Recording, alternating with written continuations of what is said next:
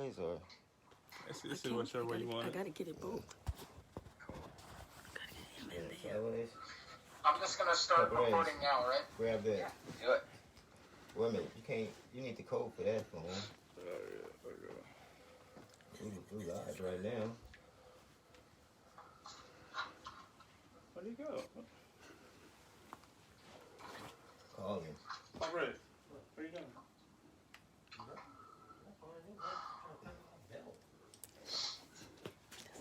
Tell him, don't worry about that. Nobody can see No, you. you gonna sit down. Nobody can even see you. What am I supposed to be doing? Just hold the phone. Just hold the I know phone. you guys can hear this in the world. I'm talking to my dad. He's supposed to be recording this with another phone. Come on. Just sit. Oh. This one? He's not very good with technology. No good. Oh my goodness. Okay, I'm sorry guys, I'm having my own technical difficulty over here. Oh, it's cool, man. I hate to say it, but I know what you mean. I know. Believe me, I know. But dude, okay, so last night we had our live stream. How's it going? Oh yeah, I'm sorry. What's up, everybody? Hey. Hello. Part two, back. That's right. Hey, we're gonna do it now. This is the one. This is a keeper. Oh yeah, we on here live now. It's definitely flowing very, very well. Seem like no hiccups or anything. No, it's man. That night was just a bad night for us, man. Oh my gosh, dude. Yeah, it was my panic attack while talking to a therapist who wrote a book about panic attacks. It's crazy. And then the other thing not going right. And I mean, yeah. But this one's gonna be it, bro. This is a keeper. So real quick, just to give you just a rundown to remind you, Eric and I are gonna do like a little bit of banter back and forth for the first 5-10 minutes, and then we'll bring you on and we'll just start like going back and forth and getting to know you and listening. I don't even want to say anymore. I want to just start it, and we'll get it going. We'll get it going. But yeah, let's do this thing. It's gonna be freaking great. Okay, ready, Larry? I'm ready. Okay, we're recording. And 5, 4, 3. Hello, everybody, and welcome to the Something Something podcast. My name is Erick Kaslov, and with me, as always, is Larry Sands. Say hello, Larry. Hello, Larry. Oh, my goodness. Larry, we are recording this on October 26th, 2019. Yes. What happened last night, Larry? Well, I went to bed at 9 o'clock last night, and I slept like a baby all the way. No, I'm kidding. That is not what happened. We had an awesome haunted live stream. It was absolutely amazing. I was blown away. So, because we wanted to do the build-up, right, of this thing, and we did a lot of stuff on Instagram, obviously, and our Facebook. And it was... We have a Facebook? We do have a Facebook. But, doing the build-up, you kind of want to, not build up an expectation of, man, this is going to be freaking awesome, and if nothing happens, right? But I just got to tell you, everybody that's listening to this... you've already seen it. Well, you've already seen it, but if you have not, and if you're into ghost stories and ghost adventures and those kind of TV shows, this ain't a TV show. This was a live stream, and it was amazing. And my gosh. Something happened. A few times, actually. A few times, yes. And it was, so Eric, I know what people are thinking. You go, oh, wait, aren't you guys Christian? And yes, we are. The bottom line is yes. But I don't know, man. It was absolutely amazing. There was no trickery involved. You guys just got to go see it. It's up on YouTube, and it's right here on our audio. But you know what? I think I might be speaking for you. Yeah. The podcast is cool. Yeah. But watch the YouTube video. And again, we hate YouTube. Oh my God! There's two things in the entertainment industry we hate. It's YouTube, YouTubers, and Zoom. Oh my God! Software. That's it. So I don't even get me started. But yes, YouTube is. All I want to point out, except for Dylan Tillman, our buddy. He's I a would love film to. critic that uses YouTube. Complete Yeah. different. Oh, there, and he's got a point to everything, right? That Yeah. he does. It's not like, well, I don't know. It's just whatever. But it was amazing last night. You got to go watch. Links are in our description in like Facebook and Instagram. So it's friggin' awesome. As a filmmaker, Eric, I mean, it's kind of hard. It was like a tri-coastal thing, right? This thing that we did. Yeah. And as a filmmaker, you got to kind of trust. Everybody has to trust everybody involved. Because if there's no trust, then there's like, oh, I don't know if this is going to work. And you can't go down that road. So today, we have a freaking awesome guest. I'm trying to find the right words. And all I know is I've never met our next guest, but I've seen him on Instagram, and actually I follow him, and I think he's one of the hardest working guys. Oh, without a doubt. Yeah, definitely. But And also follow him on Instagram. Link in the description. yes. Ladies and gentlemen, today we have Filmmaker, and I believe he's a writer. He's also shooting an Amazon Prime movie as we speak. He's not on set right now, but he's got it on Amazon Prime, or it will be. But there's a lot of stuff to unpack with Keith Lea. How you doing, Keith? Hey, I'm doing fine. How you guys doing? Thanks for coming on the show Good. today. Hey, Good. thank you guys for having me. It's a pleasure and a blessing. Ah, man, thank you. So let's get right into this. When I first noticed you, I love looking at your Instagram because you have all the behind the scenes pics and you throw in some cool videos. But one of the most crazy things that I've seen most recently, and you sent it to us, and it's absolutely amazing. We all have to. There's certain, when you're a guerrilla filmmaker, you got to do what you got to do, right? Right. And I think I'm a guerrilla filmmaker in the sense where, I don't get permits. I don't have money to go get permits. I can't do this or that, which is totally fine. But then you get what happened to you, Keith. Before we get into it, because that's the biggest thing right now going on with you, because you got a lot of stuff that have happened in the last couple weeks. Can you talk a little bit about it? Because you're in production with your Amazon Prime film, right? Yes, we are right now. We're filming the first episode of a TV show. We have 6 more to go, and we've been filming all around Stockton, California for like the last 2 months right now. I love that, man. You have had one of probably the most scariest, to me, just watching it, I'm like, oh, sweet Lord above. Tell us a little bit about it, because I don't want to say anything, because I want it to come straight from you, and just unpack that whole thing of what went down in Stockton. Okay, yeah.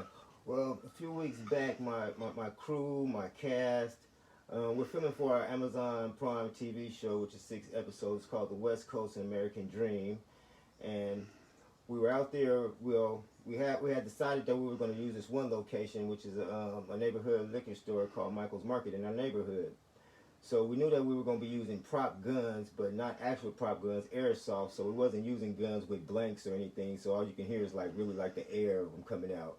Yeah. And we went down before. We knew that it would probably be some problems with the police. So we tried to take some measures. We went to the police station and we tried to see if we can hire the police, because I made a movie in Sacramento before, and we had to have a gun wrangler on hand, and to be for safety. Plus, we had to hire the police for $50 an hour in Sacramento. So I knew I didn't want any problems in Stockton. So I went to the police station. They told me, no, you can't hire the police here, and that seemed strange to me. They said that you can only hire them for events.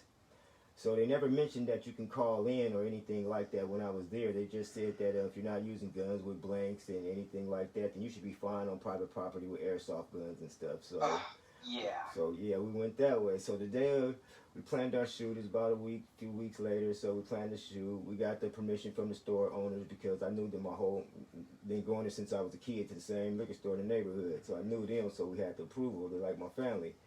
So we're filming inside the store. Everybody's outside. There's no houses in the area. There's no houses around the liquor store at all. There's just streets, and so a lot of people was out there watching from across the street, taking pictures and watching us film and go over the scenes over and Because over. they don't get to see stuff like that every day. Right. It's a big event. Right. And you had a pretty big. I mean, you had lights and everything, so it looked like a movie set. Exactly. Okay. It looked just like a movie set. The lights, the boom, the camera. I had my cast there, my cousin Sam Raw, his daughter. We had the Mrs. VP Films. We had my boom guy, Orlando. He has the boom. I mean, I don't even see how they can mistake a boom mic for a shotgun. I don't. Right. Yeah, so they're actually in front of us. The actors are in front of us, and we're behind the actors, and the crowd and stuff is behind us. So right when they're getting ready to set up and stuff, and we're ready, and right when I get ready to say action, they said freeze. The police said freeze, get on the ground. I guess they wanted to take action after I said action. They thought you were talking about yeah. them. So next thing all we know is that we hear the voices, and we know from where we're from, the police have a very distinctive voice. When you hear get down, get down, you automatically know to get down. So we all just complied, laid down on the ground, and I only had like a split second, and I'm telling my cameraman, grab the camera, turn it on, but he didn't want to turn it on. He's laying next to me. He in fear if he was going to get shot. But I'm figuring we might get shot anyway, so you might as well grab the camera and turn it around anyways. True filmmaker. Yeah. So I reached over, crawled over there, grabbed the camera, turned it around, and turned the camera back on them and shot it back on them. And when I shot it back on them, that's when I noticed that it wasn't just one police. It was like 15 police and like 10 cars. They had us blocked off. And because we never heard any sirens at all, usually when you hear gunshots or somebody got shot, you hear sirens. They pull up. But this time we didn't hear any sirens. We just when I turned around, I seen them carrying machine guns and guns with scopes with infrared beams on us, and we're telling them it's kids here. It's kids. You know, we have a boom mic. We knew you guys. Yeah, you would have had to set it up with your team to call in first to say, you know, we're going to set off this perimeter. You guys go here. You guys go there. But we knew that they knew that afterwards we started talking to them. I kind of figured that they probably knew. I mean, they searched my mom, they searched my daughter, and they didn't even have usually when you come in and search people, you have to have a woman officer on hand too.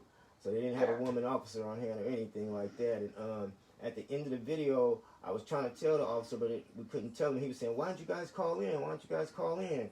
And that's my mom on there, and she's saying, "Yeah, I thought about it," but she never got to say. That's just her personal thinking. She never got to say we went down to the police officer and tried to hire you guys, and they didn't mention about she was a little scared. It's hard to think when something like that's going on. You know, your memory, your recall's not going to be that good.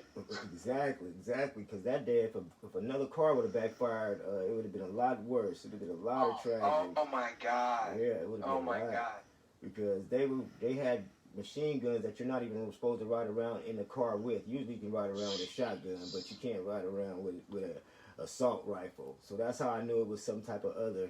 And then we had heard that there was another call around the corner that might have been a shooting around the corner. So I'm not even sure if they had got mixed up or not. So yeah, after that, so then I had to get in. I got in touch with some more people. So I went down to City Hall because I wanted to know the whole, you know, what was the ins and outs of this. They wouldn't give me the police call or anything like that, so we can't hear what the call in, what they were saying.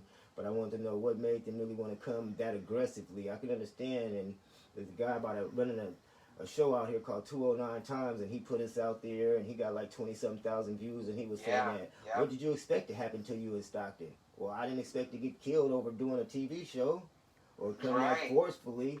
Usually, then inside, so I went to City Hall the other day, and I had a meeting with the events coordinator. And she's the head of the events coordinator, and that's how you have to hire the police, because usually they hire them when we have at a stadium or a game, but you can't hire them for, no arts. You can't hire them for the arts here in Stockton. So now, we don't, and then when I found out, because everybody was trying to say call in, and and talk to the film commissioner, but then we don't have a film commissioner here. We don't have a film commissioner here. There's no permits. You're allowed to film on government property, but not private property. Well, you can film on private property if the people owns the private property and let you. Yeah. But you can't just call in here and call the police. You have to go to the events coordinator, who will talk to the police and the watch commander to see if they can get that going for you, and have somebody come out and check and see if everything's okay. But you can't just call and have them there the same day. And I asked if I could record inside of City Hall while the police was there, but the police didn't want me to record in there, so I couldn't record the video. So he just said that there's nothing really that they could do unless you put. Well, starting since I came in here and bringing up the whole film and the art stuff, now they're going to allow you to hire the police, but you have to put in for 45 days to hire the police to be on set here with you now. So you have to do a 45-day thing with them. But you're allowed to shoot the same day if you're on private property without any, blanks or just airsoft guns. Then you can shoot. So then I was trying to tell them that we're missing a lot of money here because we don't have a film commissioner. There's no paperwork for you really to sign. There's nobody really go talk to the film in Stockton, because they say that they don't have enough money here for a film commissioner. When I know that there's $35 million missing in Stockton that's supposed to be going to the homeless, and nobody's found that.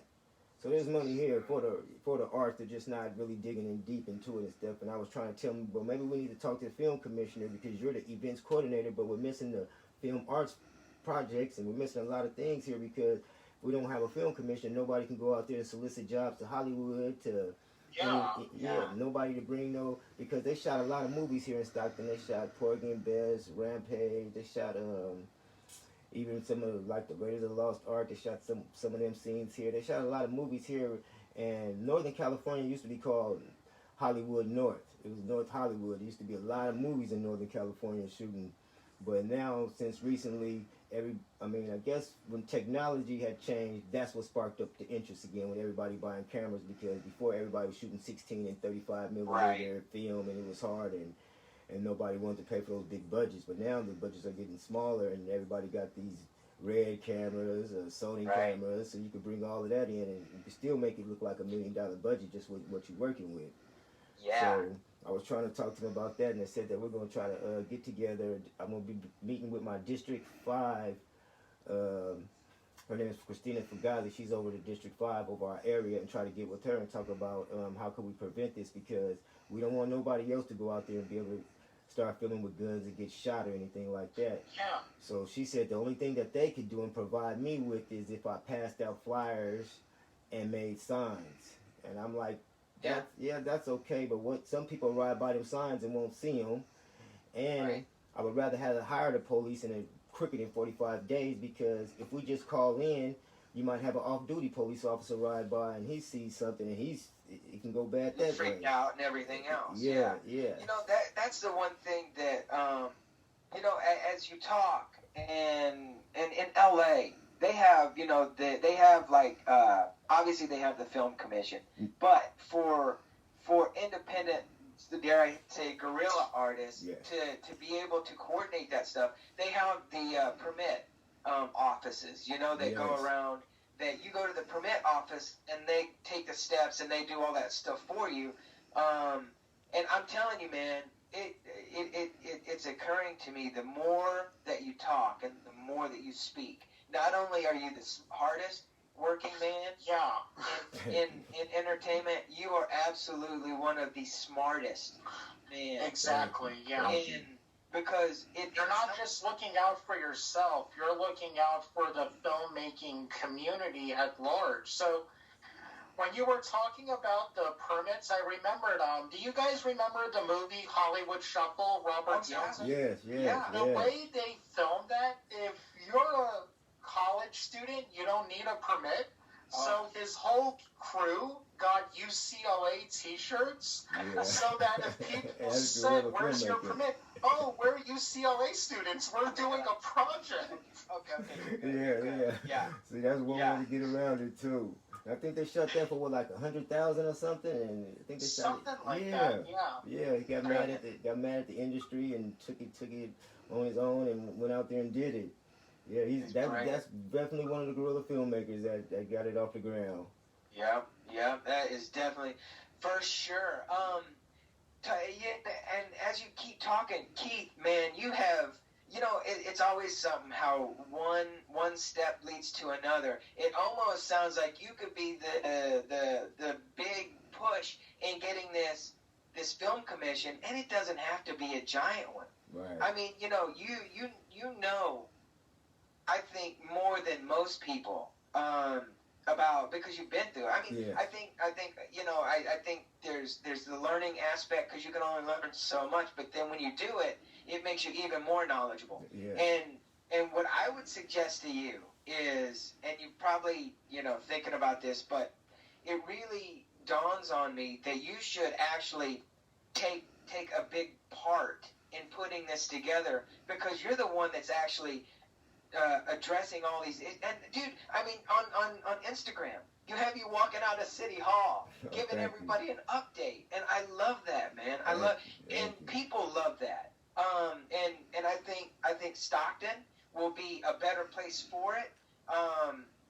And so I think, in my humble opinion, you should just follow this thing, and you should really take ownership, because you're taking all the ownership, right? Yes, and you're directing them where to go in a way where it's not like, hey man, I know you got to listen to me. It's like, no, I want to actually actively work with the community and government of Stockton to get things changed. Yes. And that is absolutely amazing, Yes. man. I Absolutely. think Thank the you. big Thank thing is we're going to ask a lot more questions, Oh, yeah. because there's more to you than this, but Oh yeah. the big thing of this is how non-film people, especially those in the government, don't understand the importance of the arts. Right. Having a film commission and bringing people into film only helps the community. You look at what's going on in Atlanta. If Yeah. they didn't have their film commission and everything that's going on, they'd probably go bankrupt. Right, It would be right. very hard. And Right. you look at how all of the great stuff is going still to Canada. Yes. Yes. And yes. but if we started in America, in our communities, to push the film commission and the arts in general, Yes. it'll bring money into our smaller communities, and it'll give people, will see, you out there and other people filming movies. I'm like, hey, that guy's, it's legal to make a movie in my neighborhood. Like, Right. I didn't know, people from New Jersey were allowed to make movies till I saw Clerks. Yeah, It's like, look, wait a minute, yeah, that's one of my they favorite let you ones. You don't have to be from Los Angeles to make a movie. Huh. So what you're trying to do isn't just make a movie. You're trying to make an impact on your community and world at large. And I much props for that, man. Yeah. Thank you. Thank Man, you. and before, I know Eric and I can talk, because you're a filmmaker, and we love Yeah. talking to filmmakers. Don't get us wrong, we love talking to everybody, because everybody's got a story. But Yes. I mean, you're such a fascinating person, because Eric said, look, there is more to you than what's going on, but let's face it, man, it's true. Any press is, even bad press is good press, Yeah. because you've been on the news. I mean, you put that on Instagram. Everybody knows your name, and now instead of a guerrilla filmmaker who's gonna kind of make it, you're climbing up like a little ladder, right? Thank you. Yeah, trying. So now you're at this point where people they know who you are, they've seen you, and they go, oh man, that's that guy who was like, they had the film crew and the guns and the police Yeah. came. Yeah. It's gonna get to the point where people are gonna question that event and go, "Oh, come on, he had to have staged that. That was all that work to get promotion for the movie." Exactly. Did you study film, or were you just a fan that decided to start making movies? What happened was, everybody has the Spike Lee story. Everybody has that one. Yeah. But so that's kind of true in a way. He came out with She's Gotta Have It. I think we were in Germany at the time when it came out. It was on VHS tape, and everybody in Germany. What were you doing in Germany? My dad was in a service, so we went over there to Germany. Okay. We went over Thank there. you for his service. Yeah. Thank you. Yes, very much. Tell him that. I Yes. sure will. Thank you. For sure. Matter of fact, he's somewhere over there. Say hi, Pop. You can see him. Hey, what's kinda- up, Pop? Oh, we gotta say thank All you. right. Thank you so much for your service, sir. God bless Thank you. you. Thank you. That's awesome. So we were, I seen that, but I never knew that you can make movies. I knew that he had did it. It was a big thing about him. I was still younger then, and I watched it over and over, and I was like, wow, this guy really got his money together and really went out there and got his grandmother some money, and he put this movie together on his, had his team and put the crew together and made a movie. But then I still didn't know how you really could do it. I knew that's when I knew we could tell our own stories. But then there was another guy who had came out by the name of Matty Rich. And Matty Rich had made a movie in New York, and his movie he had raised went on the internet. Well, wasn't on the internet. I take that back. He went on the radio, and he had raised $100,000 for his movie. And that's when it kind of sparked me that I could tell my own stories to where I was from, and if you could really get a crew and put it together. So I went to we was in San Francisco at the time, so I went to City College in San Francisco, and I took up every film class there was from editing, but we were editing on film then. We were we were slicing, wow. and we were slicing and editing, and you can cut your fingers and all that, and it was just a whole different time. And after that, that's when I decided I wanted to make a movie from there. And since I had took up all of the classes, so I went out there running around with a chicken like with a head cut off, telling everybody, hey, I want to make a movie, I want to make a movie.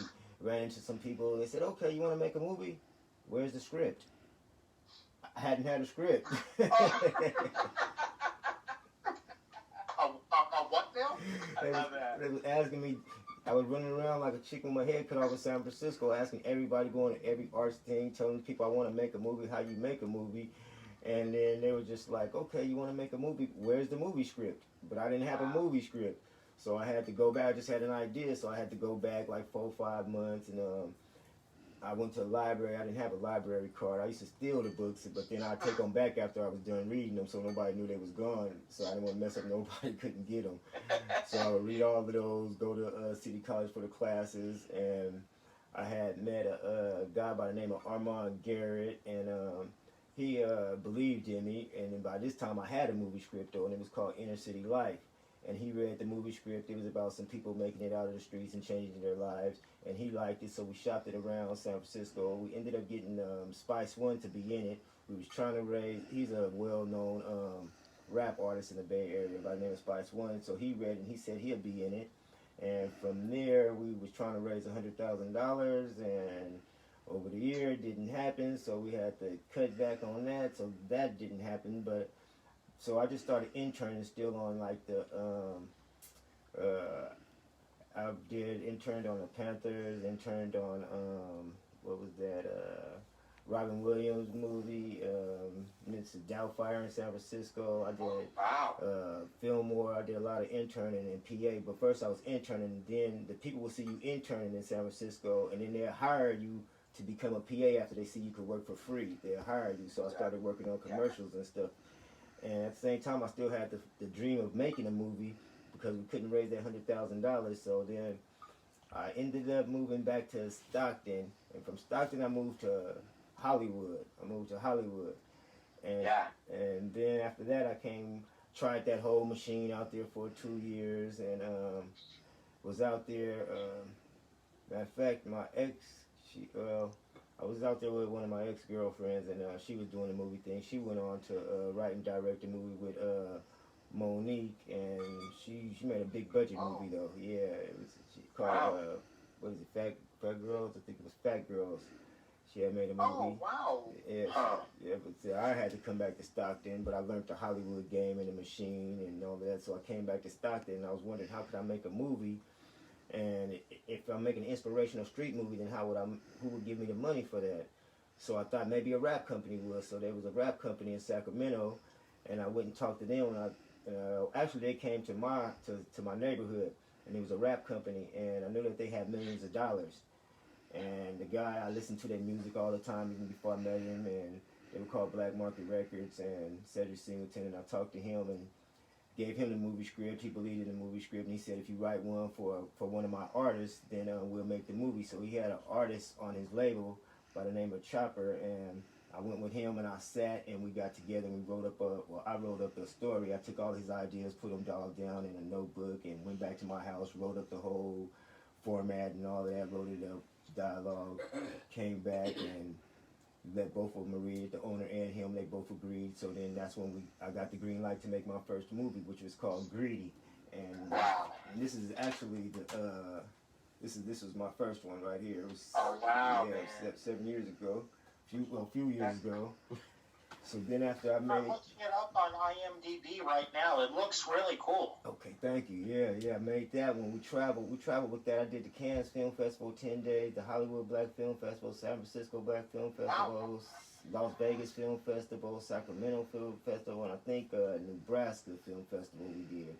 And at that, it wasn't no internet at the time, so you might have heard of Maverick Films. You heard of Maverick Films? Yeah, With Doug Schwab?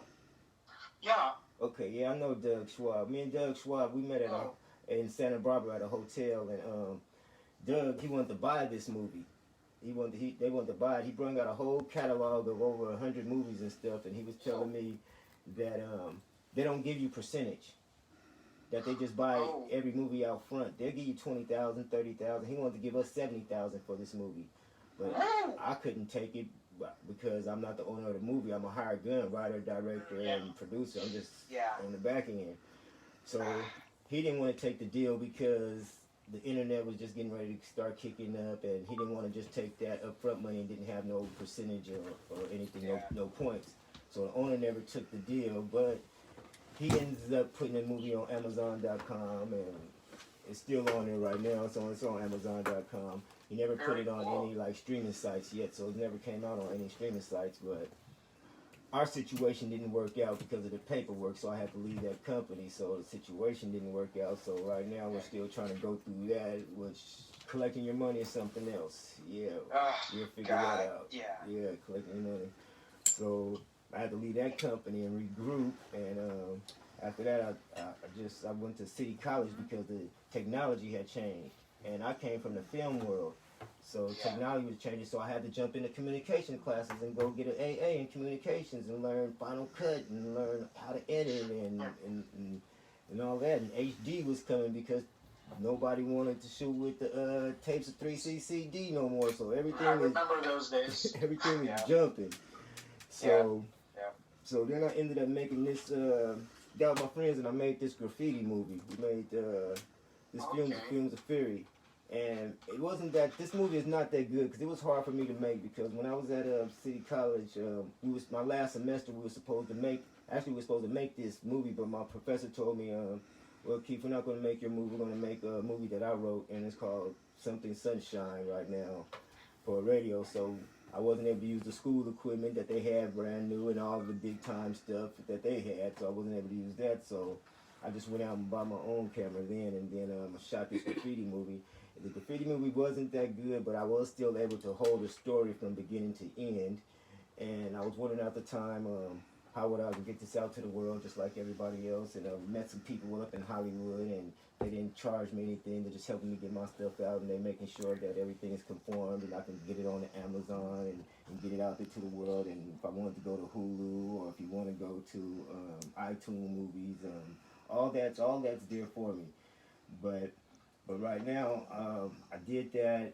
We put it out there, and that's how I got the deal because of this movie. This movie, I know. So whatever sometimes that people don't like, other people might see it and get you somewhere else in life. So we made that movie. We put it on. It's on Amazon right now, and that's how I got the deal to be able to put my own television show on. So now we're gonna do a 6-part episode and cut the middleman out and give all my team percentage. I don't want no different than what everybody else gets. So if it takes off, it takes off. Everybody gets the same amount of percentage because I've been through that. It's like getting raped when you make some art and then somebody doesn't pay you for all your hard work and stuff. It's kind of up and down. So, Wow, man. Wow. And it's always interesting, no matter how many filmmakers we talk to, because let's face it, writing a book, it's different, which is okay. I mean, all kinds of art is different, but normally filmmaking is the same story. It's the same struggle. You know, and I've got to say, man, you came from the actual filmmaking side. So you know how to cut, splice, tape, and run it through. I personally don't know how to do that, and I think that's freaking awesome, first and foremost. When I went to Los Angeles City College, I didn't take editing. I didn't learn editing until I got Premiere, but in that editing class, you had to start on film. It was like footage from Gunsmoke you would have to buy, and then you would learn to cut it, and then you would get to go up to Final Cut. Yeah. Wow. That's kind of cool. That's kind of cool because you learn the basics. Because my requirements was you had to go out on your own and shoot a 2-minute movie with a Super 8 camera. You couldn't, you had to, and then turn that in. So we were shooting with Super 8 cameras. We had to learn about the lights and all of that stuff. So it's a good process to learn on film. But also now that they got these new cameras, I mean, you can just go out there and film now. So it's kind of like the same thing. It's just a little bit easier for you to edit. The lighting is inside of the cameras now. It's a little bit better for everybody now because they can just pick up a HD camera now. Matter of fact, you can pick up a cell phone. Oh, sorry, go on. Would you say that learning on film taught you how important running a set is? Because nowadays, it's like 1-to-1 when you're doing something. You can take as many takes as you want, but back in the film days, you had to be rehearsed, blocking. So do you think learning from film has greatly affected your style today? Yeah, it's made me more conscious and aware and made me be on point of what I have to do and what not have to do because you really have to be on point because back then you couldn't waste any film footage because film footage cost a lot and you couldn't waste it. So you knew you had to get your right shots or you better come with your storyboard. Your storyboard better be in your head when you get there so know these shots count so you can hurry up and move to the next set when you got done with that one because then it's time is money and you don't want to waste anything. And now you could just, with these new cameras, you could just repeat and shoot over and say action and you might not take it as serious as a person that knows that you don't have that many shots because you really have to formulate them shots and go over them and make sure that you got them. So it's definitely brought my game up, definitely. Yeah. I mean, and it certainly sounds like there's difference in people who kind of talk around filmmaking, and then there's people that talk through filmmaking, and you're one of those people that talk through filmmaking because you can dig right in, and I'm a big respecter of that first and foremost. So to me, you're a true. I mean, man, I mean this. I mean, you are a great, not only a nice person, just being able to talk to you and meet you on the podcast, but you are a great person because of your knowledge. And it's knowledge that, look, I don't care how many schools you go to, I don't care how many degrees you have, which is fine, great, but knowledge is key, meaning if you don't do it, you have no idea what you're talking about. Well, like I always say, I mean, film school, if you've got the money to burn and you want to waste time, go to film school, but until film school can teach you a class called What Do You Do When Your Actress Shows Up on Set and Doesn't Have the Wardrobe for Today, and you gotta look calm and collect in front of all the actors while you take your DP around and start screaming, oh my God, what are we gonna do? When film school starts that class, then, you want to be a filmmaker, go to film school. But the way we really learn is by doing, and that goes with anything. Like if you want to play sports, you can't just study, how to play football. You need to start playing and get tackled right away, really badly. Your first movie cannot succeed. I mean, your first shorts, they cannot succeed and do well because then you won't learn anything. Exactly. You have to go through it. You have to go through the eye of the storm and come out of it. It's a baptism of fire, right? It is. It's so visual, and that's the thing. When the place I work, he's like, well, do you think it'll work? I said, man, it on paper, this looks brilliant and it sounds good. But when you look at it, because it's such a visual medium, you have no idea what it's going to look like. Because once you get into it, you're like, oh no, that can't. We got to move. And see, that is the thrill of it all. Is you get to a location, you have it on paper, and it sounds good, it reads good, but then you get to the location and you're like, oh crap, this is horrible. You got to change the stuff around. We just went through that the other night. We were supposed to be shooting at a house, but a friend of mine asked me, did we want to use a warehouse? I never seen a warehouse before, but of course I want to use a warehouse. Yes. So we went there, we shot. As soon as I seen it, I said, okay, well, let me figure this out. Well, you can come through this door, and you can use this one. We're just not using the bed. We're just going to be using the back room. We'll just act like you was in the back room. It's still movie magic. Just close the door. They'll think it was the bedroom. Right, So, right. And that's the sign of a good filmmaker. Never ask about the location. You're just, okay, fine. Let's do it. Let's do it. When you're offered a gig, you never ask questions. Like, hey, do you think you can make a romantic comedy? Yeah, sure. I could definitely. Do you like romantic comedies? No, but I can make one. That's right. As always, yes, I can. And that's it. But see, I think as a filmmaker, actually, as an actor, first thing, because look, I started out as an actor, and now on the other side, I see how difficult actors are. Yeah, I can't get in front of the camera. I don't play that game. Yeah, see, you're blessed. Yeah, you can and do both. it's kind of like, huh? Oh, say that again. I said you're blessed. You can do both. That's a blessing. That's a blessing. Yeah. Yes. Thank you. But I get it. I respect when actors go, I'm not ready yet. And this is when I teach acting or when I taught acting. This is what I told actors all the time. It's like, you can be a professional and you can go, director, can you give me because it depending on the scene, right, coming into it, and you have to be, as an actor, you have to be present, but you have to let everything go to be, depending on the scene and the emotional value of it. But I think as a director and as a creative person, you have to be able to go with it. Yes. And whatever it is, you just have to go, and you can't really question it outwardly. In your mind, you're going, oh crap, I hope this is gonna work. Oh crap, okay. But also, I think you have to trust the process. You do. And I think that in itself is the key to being not only a professional wherever you are, but to be able to let the material, and I don't want to sound, maybe this is weird, the material will dictate, but the director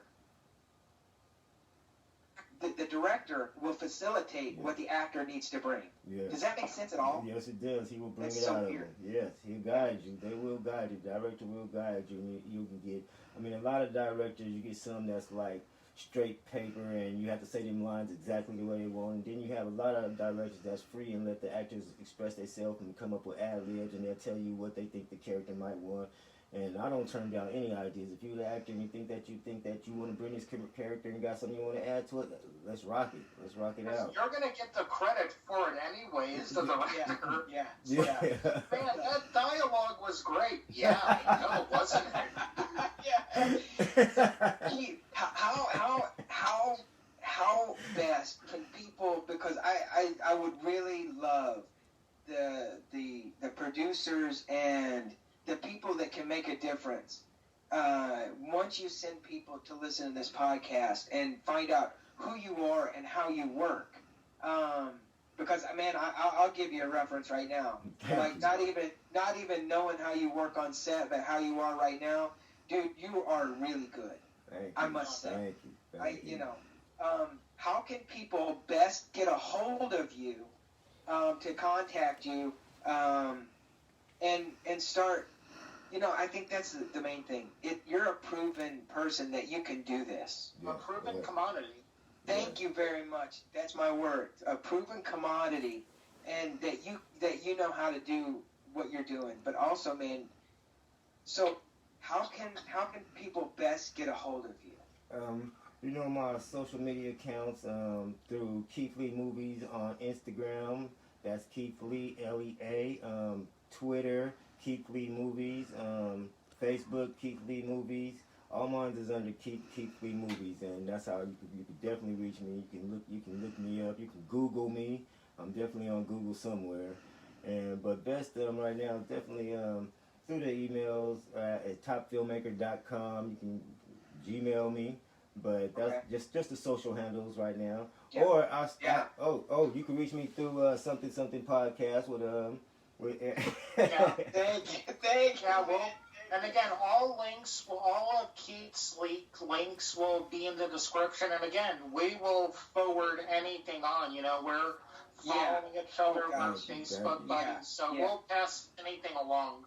And you know, actually, I must say, before we wrap up, you are the sweetest guy to be able to leave comments and leave reviews for us, and that's what, you know, Erick.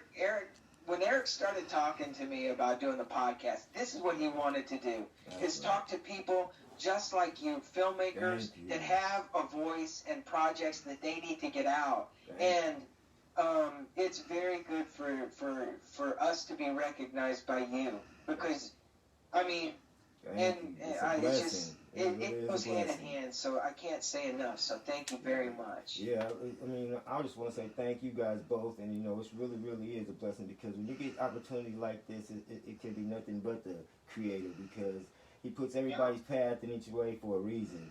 And I know the way we hooked up, and then now the chemistry is good, and plus you guys give a voice out to the artists, because there's not a lot of people that, they don't care if you made a movie, they still don't want to talk to you. It could be a big budget movie, they don't want to talk to you, but you guys are talking to the people who really out there pushing on the guerrilla side, and really independence, that's really, you know, have to go through the grind and stuff, and you really want to say thank you guys. It's a blessing for you guys, man, to even have me and other artists on there. Wow, appreciate it. Thank you.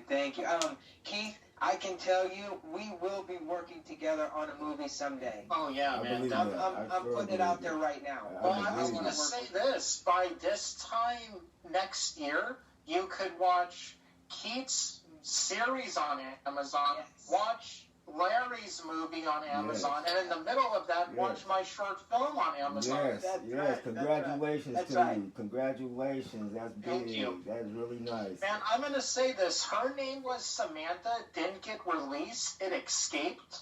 It's like, wait, it got out? What do you mean? And finally, that is awesome, though. That is awesome. We got out there. Well, everyone, wait, one more.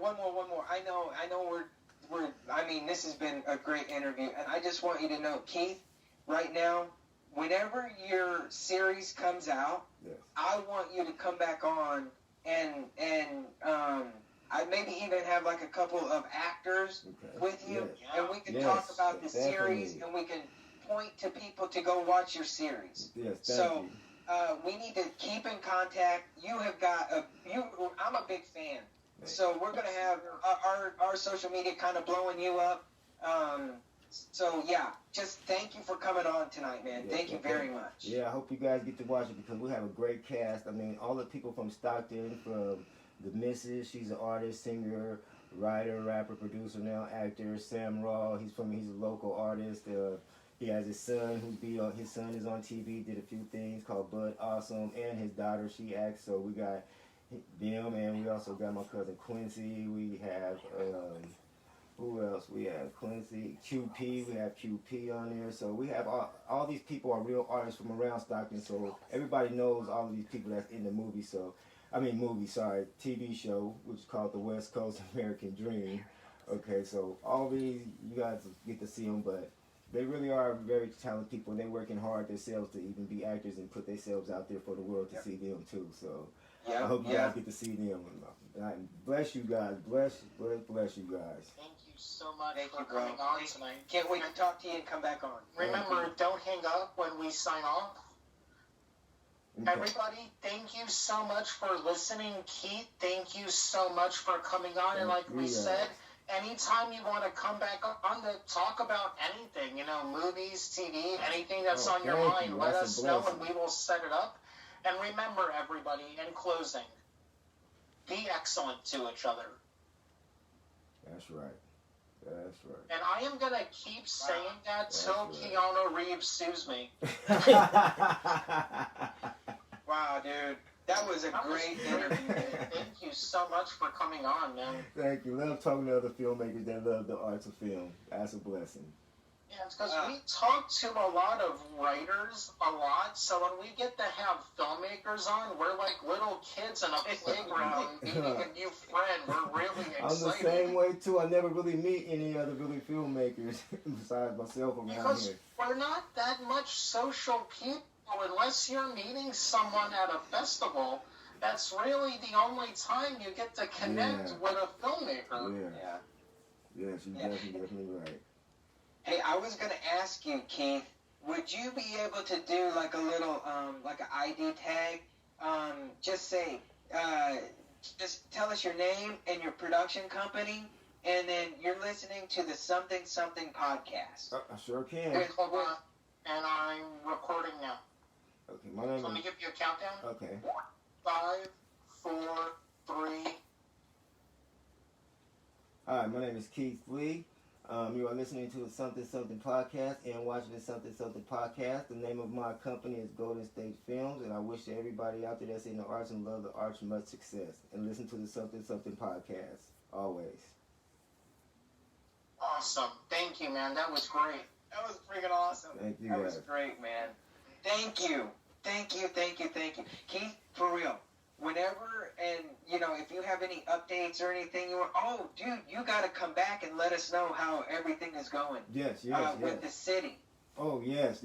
I have another meeting with Christina Fugazi. She's the city council head of District 5, the area that we're in, and we're going to try to see how we can get her to get some arts and donate some art stuff. We'll actually get some funding because filmmakers need, they said, banners and stuff. Well, do they want us to fund that, or could the city fund that for us? Because we need to figure out some type of way that we can get some stuff going here and get the paperwork for everybody to be able to read and sign and know what they have to go through for the permits, because there's not really no paperwork here for any of it. Man, dude, I'm telling you, bro.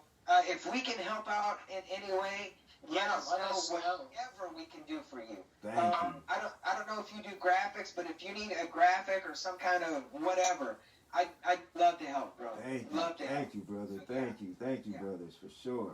And again, the biggest thing we could always lend you, of course, is our voice. Like anything you would need. Yes. And so, I don't know, man. Like, keep in touch. Let us know. And if you have any big news, come back on, and we'd love to share it with everybody. I sure will, Larry. I sure will, brother. I sure will. And thanks for, being up so early. I mean, it's late for me already. It's almost 2, but I'm still tired. I can only imagine how tired you are. Yeah, that's just only because filmmakers work at night. Oh, man. So we did a ghost hunt last night, and this girl had her equipment, and it started going off. Oh, wow. And I didn't start thinking about, and now I make horror movies, but for some reason I didn't start thinking about that stuff till my head was on the pillow and I was closing my eyes. I was like, man, that thing, can it travel coast to coast? I mean, it's amazing. Dude, we're trying to do a lot of good things, man. And we're trying to get noticed too. Yes. And get everybody noticed. So we're kind of all in this thing. A rising tide raises all ships. So I don't get why other filmmakers and artists are so protective of their spot and things like that. It's like, if someone out, like when horror movies do well, I'm excited because, hey, there's even more of a market for that style. Yes. So I don't understand why other artists get protective and hate on people. Like, we don't review movies because I'm honest, and if I hate a movie, see, you guys off mic, I'll say it, like, there's this really crappy movie on Amazon, it's so bad, a horror movie, I watch it for encouragement. But I'll never talk bad about the movie on mic. No, I'm not joking. It's so bad. It's called The Satanic Makeup Massacre. And it is awful. Like, now, you know when you edit people talking and you cut to another scene, you would get an establishing shot, then have your actor come in. This guy had his actor hanging up the phone and then walking into the room. There was no cut. There was no in-between. It's some master class of bad editing. That's what they don't show, you know, The Godfather in film school. Show that movie. Like, yeah, you gotta do better than that. Yeah, that's right here. You have to. Now you're going to have me watch it for inspiration now. Every time I get done, I'm going to have to go watch it. Hey, I'm going to go watch it. I watch it more than movies that I like. It's like, am I going to watch Scream or this crap? Now, this makes me feel like I can't do it, but yeah, I can do better than that guy. Yeah, in fact, my Instagram videos are better than that guy. The sound quality's better, the lighting's better. We have motivation for life now, for sure. Yeah, for right. sure. Oh my God. Oh my God. Oh God. Dudes, I'm telling you, bro. It's gonna be a great relationship. And again, honestly, man, you need anything, let us know. Thank you, brother. I sure will. Thank you. We're gonna guys. try to get all the filmmakers we know together to just make a network where we could promote each other, like the Johnson brothers that we know, the British guys we just spoke to. We gotta start networking more and, you know, being a brotherhood, a family of filmmakers. Yeah, for sure, man. For sure. Guys, it's been great, but I gotta go check on my mom, grandma, and my puppy. That's right. So, that's right. Have a great night. Are you have a good day, guys. Are you gonna sign us off, Larry? Yep. And, Eric, have a good day. Yeah. Keith, All right, have bye, a great Eric. day. Much success, I'll see brother. you guys. All right, man. Thank you, Bye, guys. guys. Bye. Bye.